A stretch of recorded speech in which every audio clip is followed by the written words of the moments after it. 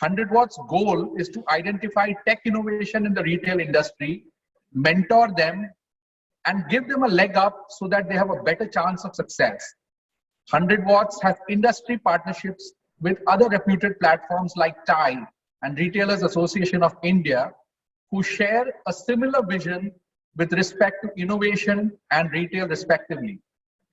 Today's topic is on why retail and consumer brands are digitalizing their supply chain.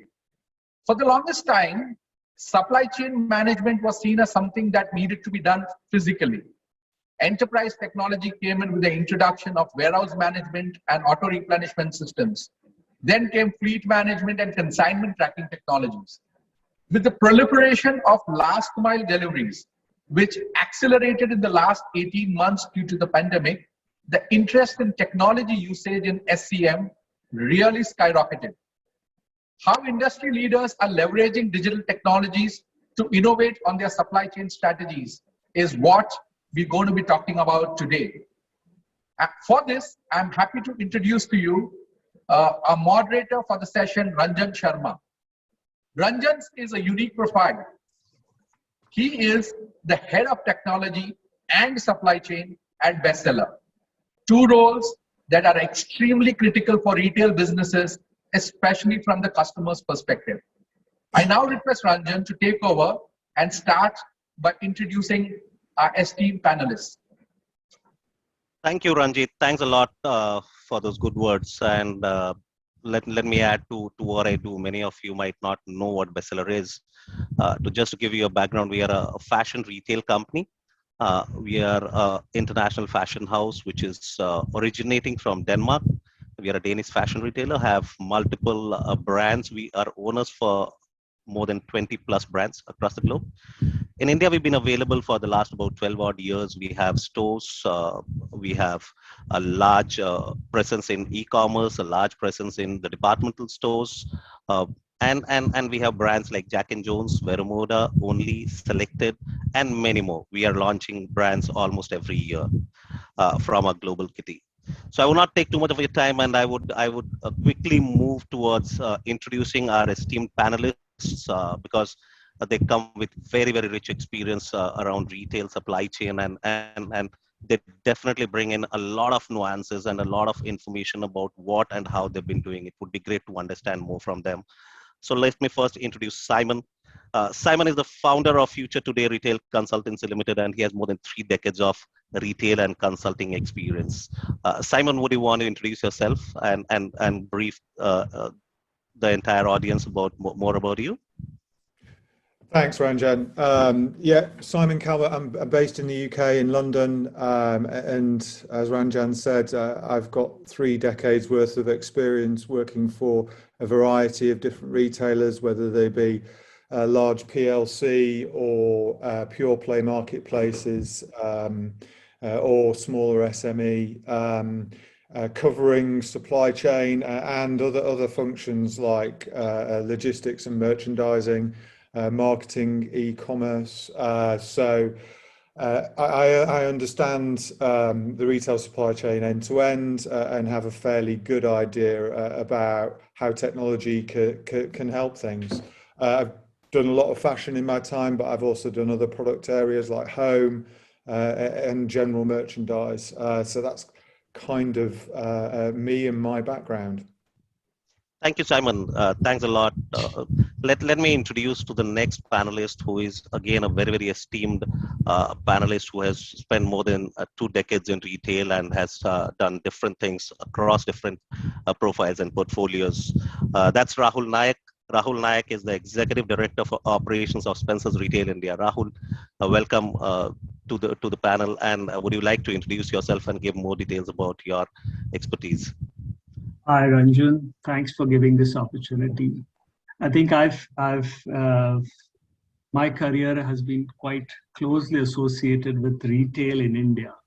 So I've been part of retail Indian development from the last 20 years, with starting off pioneers with Food World.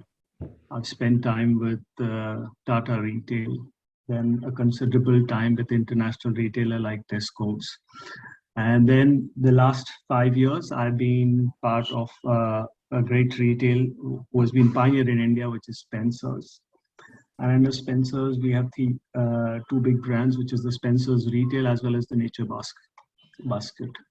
So being part of the Indian retail growth in the last 20 years across stores, supply chain, e-commerce, evolution, what has been happening on the ground in India.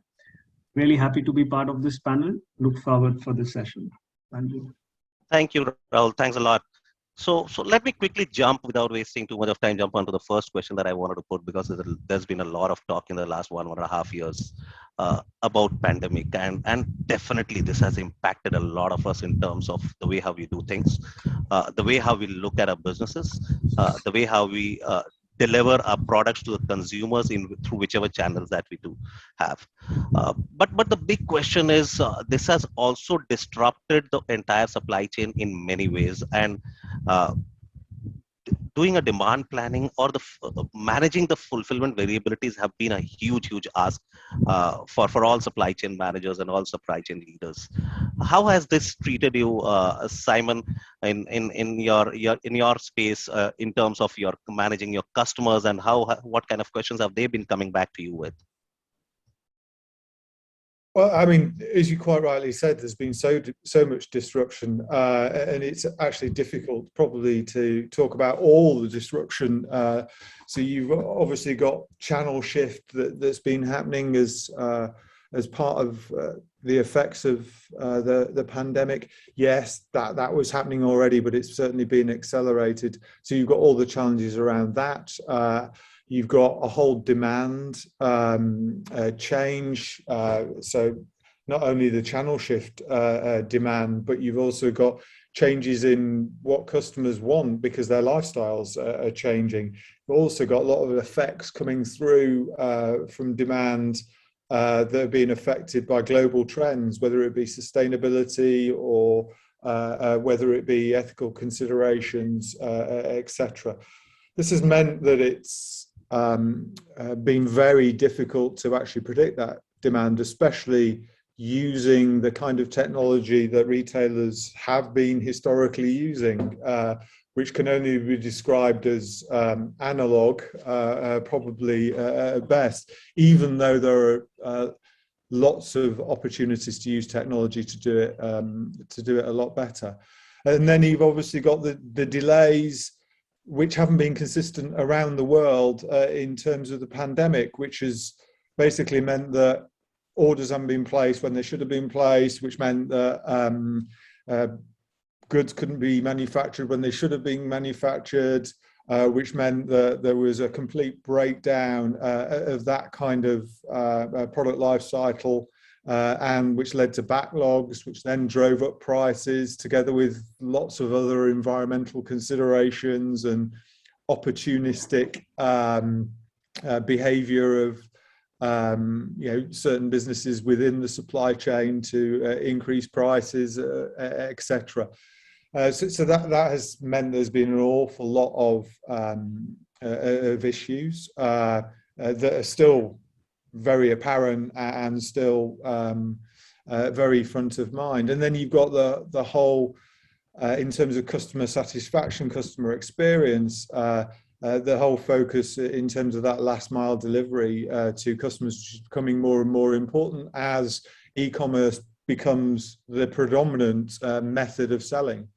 So, I mean, it is difficult to really hone down on one effect from the pandemic because there are so many multiple drivers, and the world has completely changed, and that has changed demand and also supply chain requirements. Thank you, Simon. I would put the same question to Rahul because you have a very different proposition, and you guys did some very interesting stuff in terms of reacting to the way how the pandemic was treating, and especially in the food segment, which was a huge challenge for people when the first lockdown came into the country. You came up with some very innovative ideas and some innovative thoughts to be able to fulfill customers and reach out to the customers. Rahul, what would be your take on this? Yeah, I think they were very distinct approach towards the pandemic. So what's happened, Ranjan, is what pandemic has done is, earlier the company's approach towards supply chain or addressing a customer need was very much segmented towards the new customer joining the shopping trip or the shopping mission, whether it was the food or the fashion segment. What pandemic did to us was, with the lockdown, there were restrictions both on the front end as well as on the back end. And what came to the rescue of customers as well as companies and technologies across was technology. Work from home and this digital platform engagement is a very clear example of sharing of thoughts of people at different platforms. And I think the technology was the unifier. What has that done? It has substantially changed consumer behavior at two levels. And that's what we see in our industry, especially food and grocery. The shopping behavior and the shopping capability of customers of different socio and segment, let's say the baby boomers or the Gen X or the millennial, today have a very similar behavior with the way they shop on a digital platform. So I think it actually unified customers of different socioeconomic segment of how to shop. Then there were a couple of behaviors which have been commonly, which we have seen, that people used to do multi-mission shopping trips. Now, during pandemic, it was only critical shopping mission trips. The frequency went down. Customers' choice, which was about range and brands, was completely changed. During pandemic, it was critical shopping. So whatever they can get their hands laid on was selling. So it was not that what will sell. Whatever is available on shelf will sell. So consumers' interest on availability and convenience was the top priority versus brands and range and options. So I think that was a lot of customer shift. Some of this shift is going to continue to stay. And then convenience overtook about everything. I think customer of pandemic and today, convenience has overtaken price, range, choice.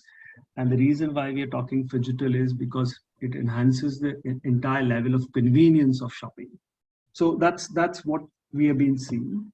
What we approached with food and grocery was, obviously, I think retailers like us had a very strong foundation of getting customer to the store. That was our DNA. We had to quickly change our DNA of how do we go to the customer, from customer coming to us. So, and it was not just about us. Largely, the whole market had to adapt to this. But at our business, that was the whole motto, to say that we have been specializing ourselves on how to get customers to us. Now, how do we go to the customer, whether using digital, using quick in and out store kind of format, kiosk.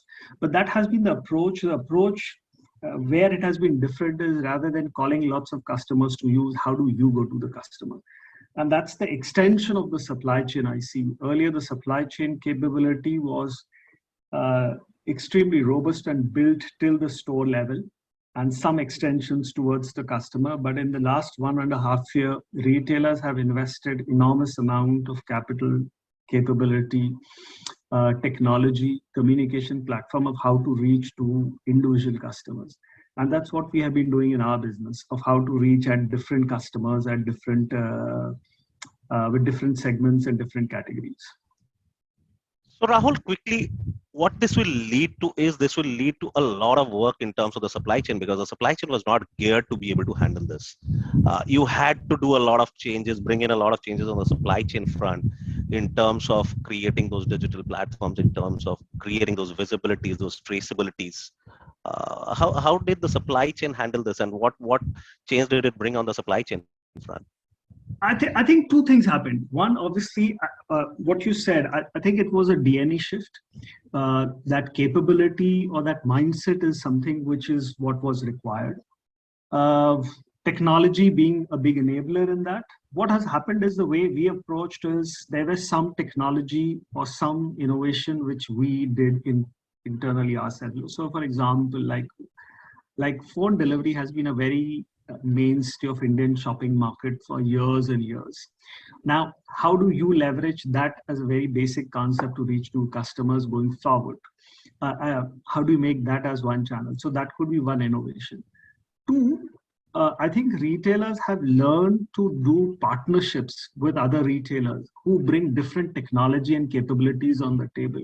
So I think you can't make the whole cake by yourself now. You need to find players who can do part of your cake for yourself. At the end of the day, customer sees it's your offering, but you need to, the way we accelerated our journey, the way we filled the gaps in our supply chain, Ranjan, was in the last 18 months is did some local changes, did some capability building in ourselves, but did a lot of partnerships with other players available in the market who had some part of the puzzle. You know, somebody could do deliveries for you. Somebody could bring a platform which can connect with you with people. Somebody had a big capability of how to reach out to customers through digital communication. So the idea was to do things, modify your supply chain, build capabilities in that to take it ahead from beyond store levels, and then look at partners in the market and build an ecosystem which services the customer much faster. And building those ecosystem and relationship has been the way we have done it in the last 18 months or taken the ball forward. I think that to be a way going forward as well, because the pace at which the customer behavior and the technology is changing, I see it to be an element which will remain quite a bit going forward as well for us. Awesome. So this leads me to my next question, because there's a lot of collaboration which is happening between multiple retailers who earlier were supposed to be competitors, and you are reaching out to them. So Simon, how did you leverage this entire ecosystem of all the customers that you had, all your retailers that you used to consult with and guide them and help them, and how did this change in terms of technology adoption for them? Well, I mean, I take the Rahul's example in terms of partnerships, and partnerships are becoming more and more important, not only from a fulfilling customer demand, but also from a technology perspective. However, there is also still a lot of hesitancy for retailers to share what they can see as the unique selling points, etc. So, I mean, in terms of how they're changing their supply chains, they took the immediate reaction with the pandemic to plug gaps, and now they're looking at the analog nature of their supply chain and the fact, as you quite rightly said, the supply chains weren't set up for this kind of disruption, and really looking at it in a more end-to-end basis, and the priorities have also changed. So it's not just about availability now. Other considerations are coming in, whether it be flexibility or robustness or agility, and obviously the offset of all those things with margin. So there is a growing understanding that you need to look at the supply chain end to end, and because of that requirement, there's a need for greater visibility and greater trackability in order to provide customers with the best possible experience. And then there's many retailers are now looking at opportunities to be able to forecast that demand more accurately, because they've realized with increasing costs, there's an awful lot of cost to holding excess stock, and so a lot of them are looking to reduce costs in any way. So they're looking at new technology in order to more accurately forecast that demand, which means that you can plan for that demand a lot more accurately. So Simon, this is definitely a very, very interesting area where a lot of partnerships started evolving, which means that there were newer business models as well which were evolving. How did retailers respond to that, and what kind of new business models that came out of this pandemic? Yeah, I mean, lots of new business models came out of the pandemic. Dropship became kind of the go-to method to fill assortments, whereas before it was used by a number of retailers. That really has accelerated, and then there's retailers that are sharing technology as far as e-commerce platforms are concerned, and distribution centers and fulfillment operations, etc. In the UK, there are a few well-known retailers like Reese who are teaming up with Next in order to do their digital operations and fulfillment. And Next are selling that kind of technology to other retailers. They're also going to be handling the e-commerce operations for Gap in the UK. So there's definitely a big opportunity for retailers to kind of diversify and use their advanced technology and fulfillment and supply chain operations in order to generate money, which is kind of a bit odd since they've been into selling things for so long, but it's their way of diversifying. So there's an awful lot going on there. So you've got this dual thing that the pandemic created, which you've got this consolidation within the sector, not only in terms of retailers going bust, but also in terms of consolidating operations.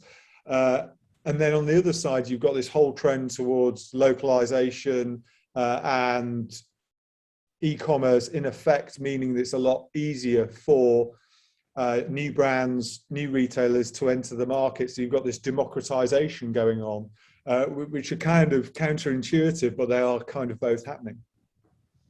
So did this lead to a lot of brands starting their e-commerce or the D2C journey directly, or marketplace was still the biggest enabler in terms of launching newer brands, which were primarily the D2C brands? Both. So marketplaces are predominantly go-to and are very much definitely part of the zeitgeist and growing. Whether it be Amazon or Next or in the UK, they obviously have larger assortments because so they are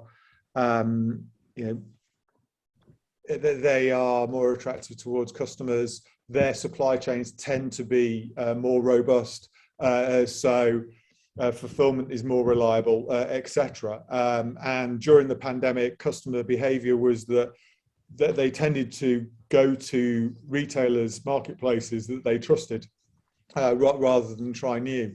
However, you've also got lots and lots of smaller operators who previously didn't have e-commerce operations that were faced with no longer having physical retail, that then suddenly diversified into e-commerce, and that goes for the flower seller in the high street to smaller retail brands, which is what I mean about the democratization of retail. And then you've got lots of different retail models springing up as well that really are disrupting and testing the boundaries, whether they be circular retailers or whether they be on-demand retailers.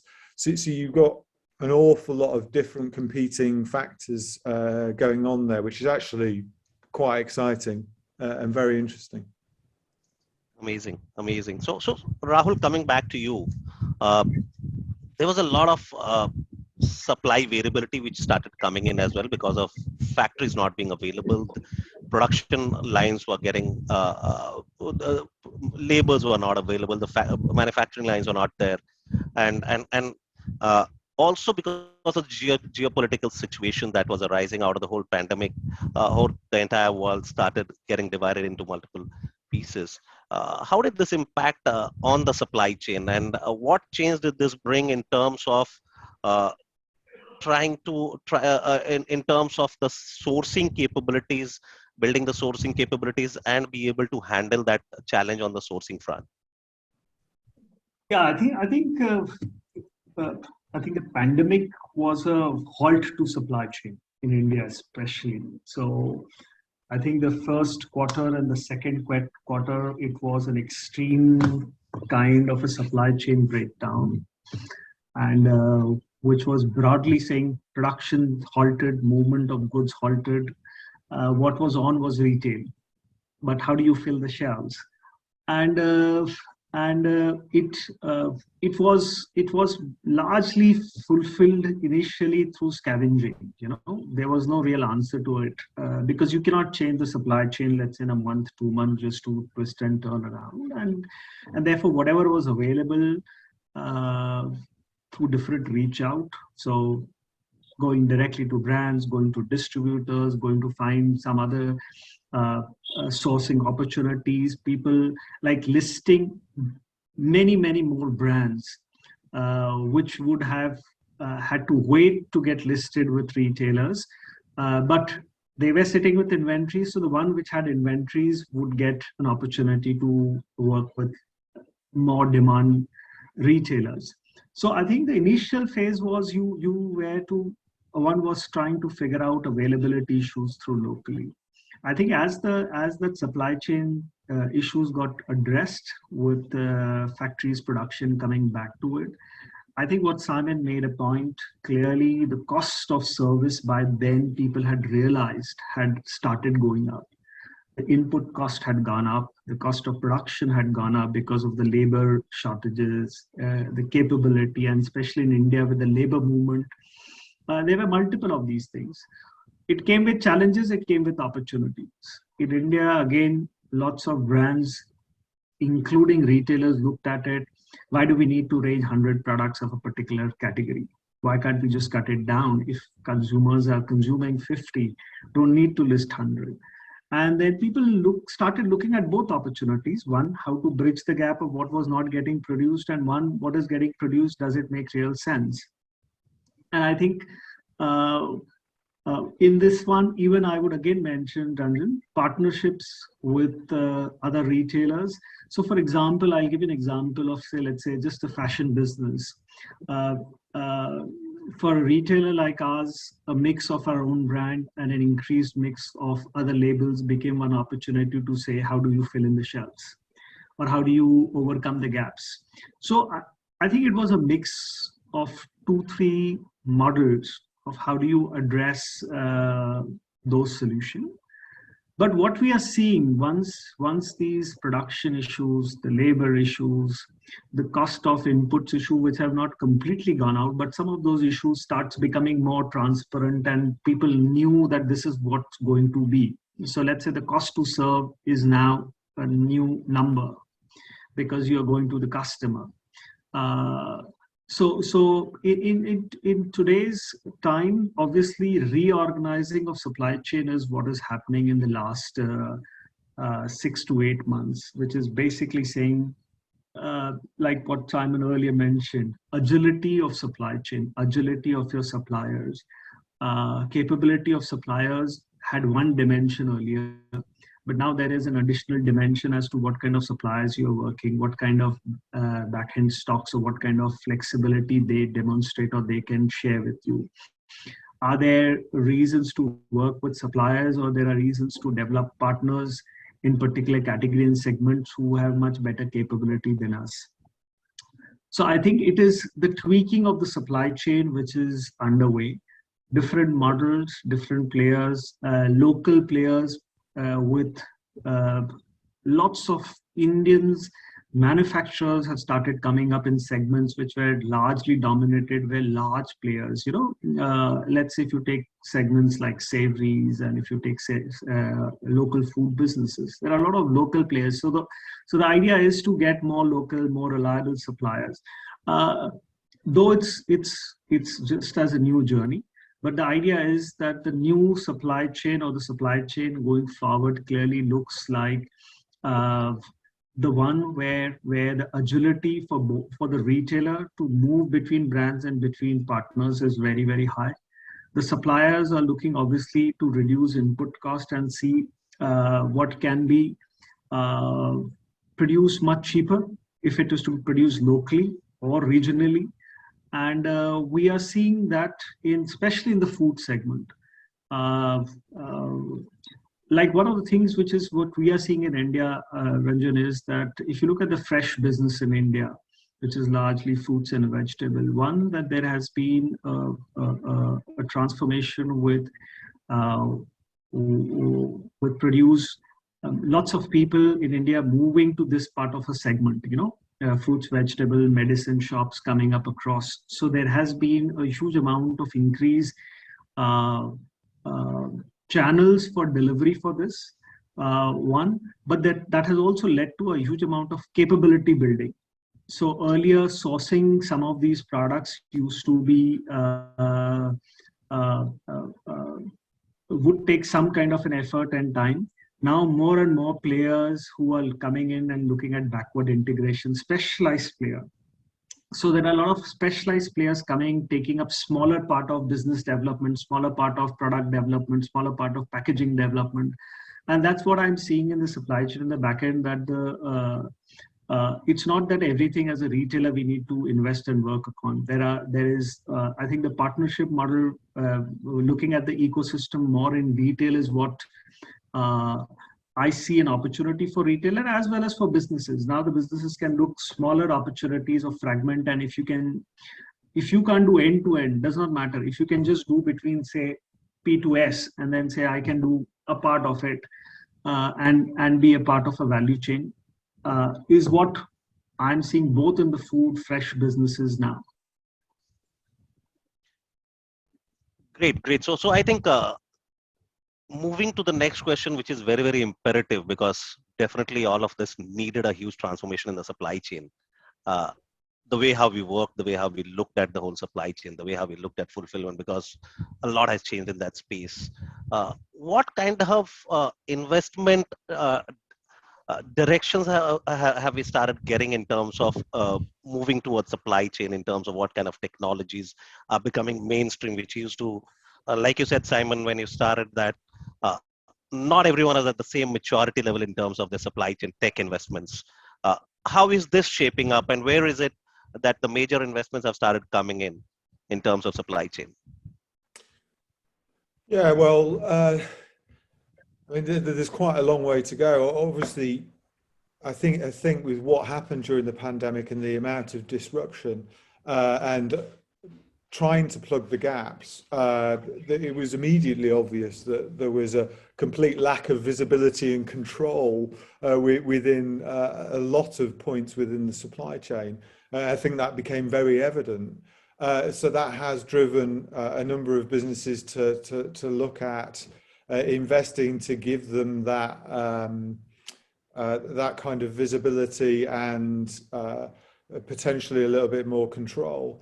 And also that, that kind of technology that gives you that kind of visibility can help you reduce costs as well. And costs are a major consideration because they're obviously increased significantly for the reasons that Rahul quite rightly pointed out, production as well as supply chain and lots of other reasons beside.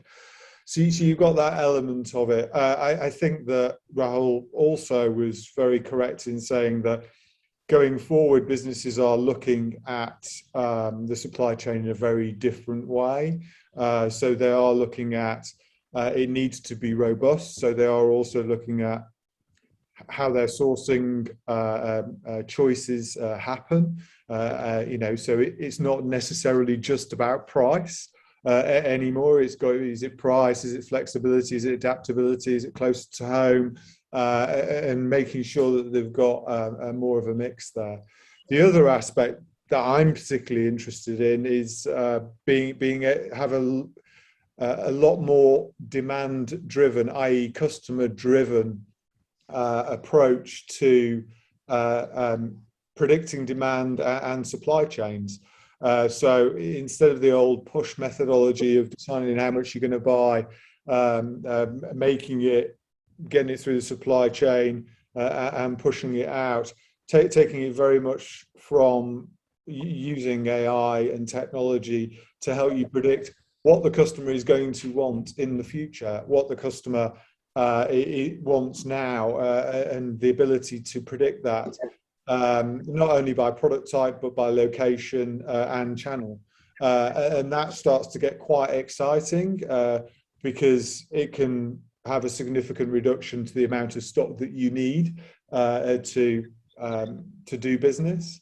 There's other aspects to that as well. From a fulfillment perspective, you've got things like single view of stock, so you can satisfy customer demand wherever it is, from wherever it is, rather than just a single distribution center or whatever, which then can improve your availability significantly and that last mile time to fulfill to the customer. And as was said before, convenience is still very much at the top of customers' priority list.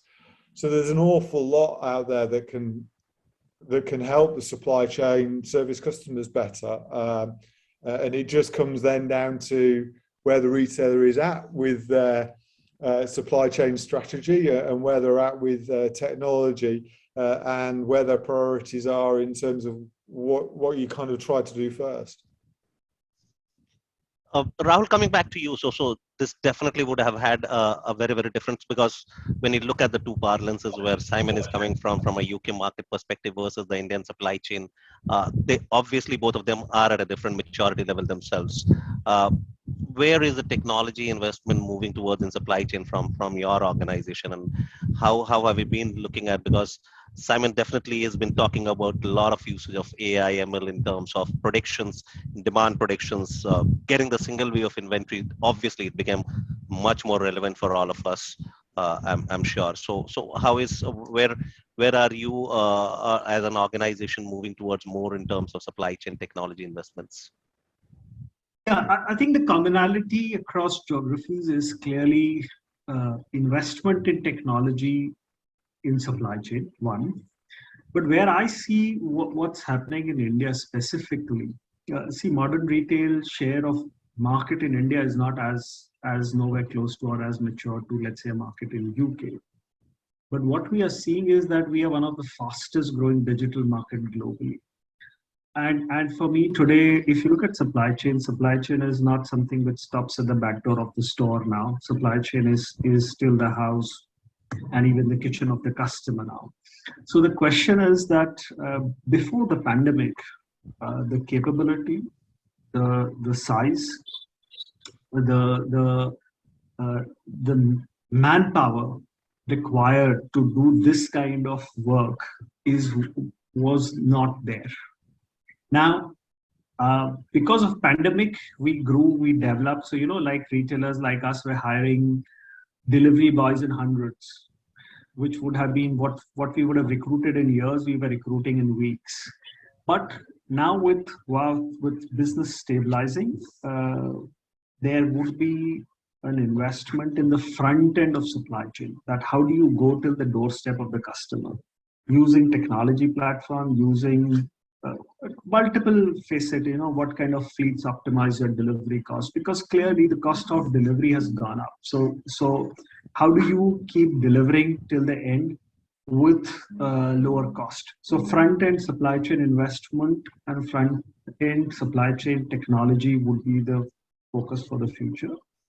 Second being, a huge amount of data is coming through retail and different spaces, marketplaces, e-com platforms, store platforms are giving you lots and lots of data. Now, what's the output of the data? The output of the data is obviously retailers have started figuring out how to create customer groups, customer cohorts. And then the question is, the moment you start segmenting your customer and start saying, what do you do for this particular customer? The supply chain will have to start planning, thinking, and working towards, say, earlier I was planning for the store. The view was very store specific or geography specific or region specific. Now the supply chain view has to be further broken into not just the store and the geographic, but let's say customer grouping, customer promotions for a particular age, for a day, for a time, for a household, for a society. So I think that analytics, that speed of that analytics is where the technology in planning, demand forecasting is where we are at our places, where we are looking at in both spectrums. How to go front much more faster, build convenience, and how to be able to address a customer need rather than a store and a geographical need or a category need. So those are the two things.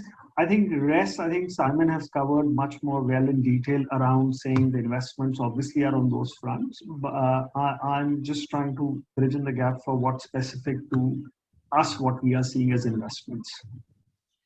So that leads to me to the next question, which is also the topic of the discussion: why retail and consumer brands are digitalizing the supply chain, and that's the most important aspect, because at the end of the day, it's most of us are not just about D2C brands. We also have a large physical retail which is available.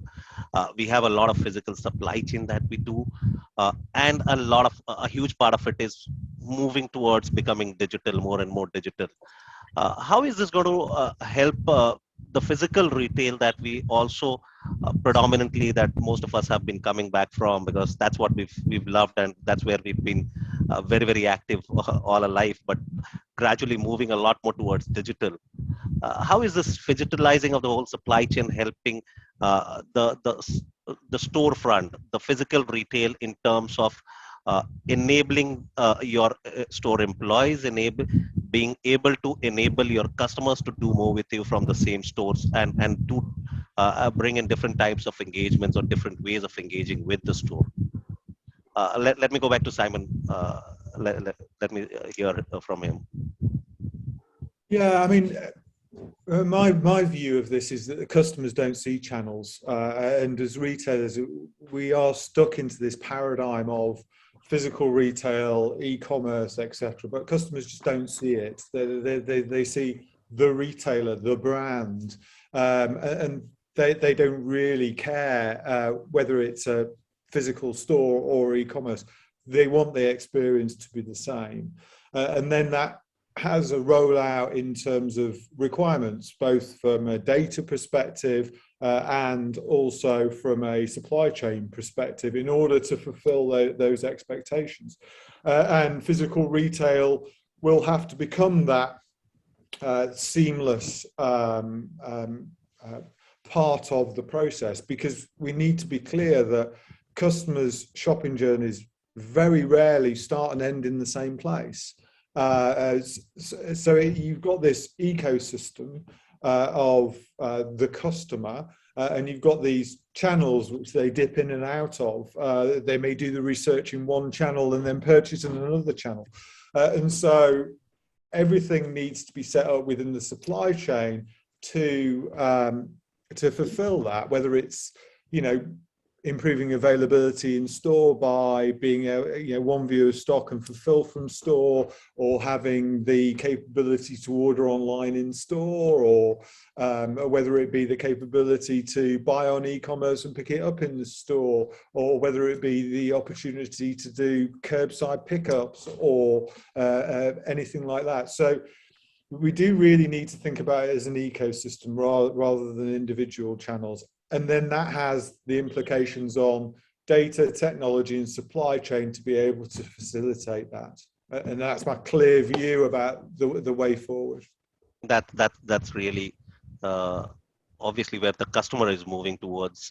But Rahul, where do you think is the readiness from retailers in terms of being able to give them the seamless same experience across different channels? I think clearly the intention is there and understanding is there, which is good. But I think I see the channels are still evolving. And when I say channels, it's not new technology platform. I think it's customers are also trialing. customers are trialing different channels. Customers are themselves trying to experience and learn. But for retailers, I think I cannot agree less than what Simon said to begin with, that customers don't see a distinguished channel. Customers see their need and then which retailer or what brand or what product can fulfill them. And whatever they get an access to, if a shop is close by, they go to that. If they can get it on their phone, they go through that. And the last experience is what makes them trigger the next time. So if the last experience of store was good, they would repeat that. If the last experience for buying the same thing on online was good, they move on to that. So the idea is the experience across channel. I think it's very clear to every retailer now. It has to remain seamless. Single view of customer is critical. Every channel experience has to be great. Otherwise, the brand takes the hit.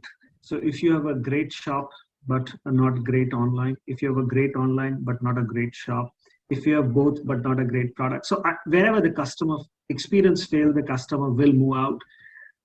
Clearly, because customers have way more choices of products and channels in today's time with technology. So I think there's a huge amount of understanding and intention, but I think there is a lot of work required from a technology standpoint, investment, people's capability and training standpoint to build on it. So I think it's a journey. I think the understanding is clear. The vision around it is becoming much, much more clear. Everybody recognizes single voice of customers, single voice of inventory, single experience across channel. It's just that how do you make sure that you're able to give that experience every time across channel? A large part of retail obviously is people dependent still. And making sure that what technology can give and what people can give is actually same is the differentiator between a very good retailer and a good retailer. So, and then with pandemic, this has been a big, I think, what has started building that divide much further, because this has, pandemic had pushed a lot of challenges on the people's front. So I think recognized, but I think lots of work happening on that one.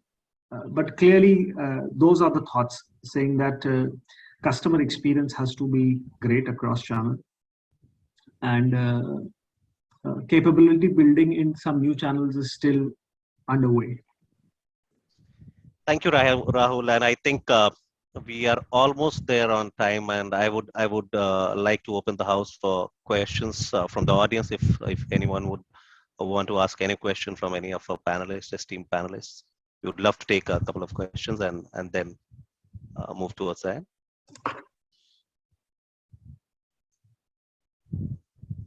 By the time people come up with the questions, I am still waiting for some questions to come up, but by the time people come up with questions, the last question that I would want to understand from both of you, and it's the same question in terms of the shift in the channel that we discussed initially, how is that going to stabilize and what impact will it have in terms of the supply chain capabilities that every organization needs to build in terms of whether in terms of people, whether in terms of technology, whether in terms of infrastructure?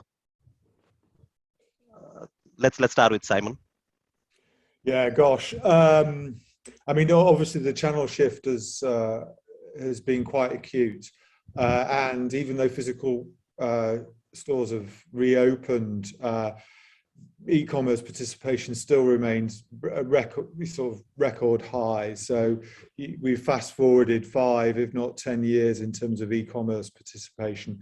Of course, there will be a natural level in terms of it leveling off and then organically growing as customers become more used to shopping online, which they obviously have done during the pandemic. Now, I don't believe that physical retail will disappear at all completely. So there will be a blend, but physical retail will become more about a marketing brand device for connecting with customers and advising customers. There will be a change there. There won't just be a transactional space as such. But then fundamentally, you've got a problem as a retailer. You've got costs increasing, especially in the supply chain. And then you've got this channel shift towards e-commerce. And e-commerce historically for many retailers is more costly in order to fulfill. So how do you make money out of e-commerce? Which is kind of why you get back to partnerships and working with other retailers and economies of scale and this consolidation in the sector. Because you've got that the dual pressures of things are costing you more and it's costing you more to fulfill. So which then drives about, you know, automation and requirement for bigger DC operations and those retailers or organizations that have last mile fulfillment capabilities or advanced last mile fulfillment capabilities are in a strong position. So I mean, there's so many dynamics going on, but nobody seems to be really talking about how do we make e-commerce profitable. Everybody's just going, hey, e-commerce has gone through the roof, isn't it great? And that will be the new focus in my view. Over to you, Rahul, your take. Yeah, I think the cost of fulfillment and the cost of serve for e-commerce is an unsolved question, and especially in food and grocery. So I think, therefore, from that perspective, the brick and mortar store existence as well as their expansion will continue, needs to happen, because like Simon said, e-com has grown substantially because of pandemic and restrictions. It will start leveling out. Without a doubt, it will become a very important, integral, and all brick and mortars will have to continue to invest, stay invested, or increase, or continuously, gradually keep increasing the investment, but not at the stake of brick and mortar. I don't see brick and mortar at this stage a risk. However, the opportunity in brick and mortar, I see like what retailers would start seeing is when you have a high percentage of e-com happening and retailers are using hub and spoke, stores can be used to, just like stores can become at platforms as well. So stores can start doing more than just retailing the core product. There's no great or good solutions. Somebody will have to find that earlier I was running a 40,000 square feet store. My e-com business is growing. Can I run a 30,000 square feet store and do something with that 10K or cut the store? So there are, this will be, there will be multiple trials and models which will get evolved depending on the market, geographies and format. But I see brick and mortar to be in absolutely solid part of the retail growth going forward as well. In fact, as a very foundation backbone, especially in an Indian scenario. But future investment in e-com is irreversible now. It's just that how fast you can accelerate. Depending on the model, Ranjan, you are seeing in India, there are a lot of pure play e-com models coming in, and they have a very different business model and a business economics versus traditional retailers. So they will have a different model, which will be a pure play, but traditional retailers will have to keep the bricks and mortars supporting the e-com growth. And that's what our view is. Thank you so much, Rahul. I think one of the great thing which has come out of this discussion, and one thing which has got re-emphasized is physical retail is there to stay. That's very, very important. And retailers, what this pandemic has done for all of us is it's shaken us up, and it has asked us to relook at our business models, relook at our sourcing models, relook at the capabilities that we build within the organization in terms of people, the technology, infrastructure, and leverage and create a lot more partnerships, which came out very, very clearly from Simon and Rahul. Both work with other retailers, work with other partners to create more partnerships, create more a larger play, and you need not do everything. You can do a small part of the entire journey, and which is good enough, and which you can master and you can do well. And getting your sourcing close to your marketplace is becoming much more important as well, given the sourcing challenges that have also evolved from. Thank you so much, Rahul. Thank you, Simon. I would like to hand over to Ranjit, and thank you so much for the great insight into each of your learnings and what you've been experiencing. Thanks, Thanks, Ranjan. Thanks, Simon and Rahul. In fact, I was going to ask one question, which I think Rahul preempted. I was going to ask, with whatever is happening in e-com, if you leave out some of the experiential experiential aspects of retail, like say lifestyle, our store is going to become less relevant. But I think Rahul answered that. The takeaway I got is that probably the configuration of some of these stores might change to account for probably larger back rooms. But stores are not going away anytime soon. So I made some notes, very interesting discussion. My takeaways are, retailers have become more agile during the last 18 months or so. They have built capabilities, partnering with other retailers. This was one thing which I had not noticed, but very interesting insight, where retailers partner with each other, forging technology partnerships. Obviously, for e-com to work, technology is a very important aspect.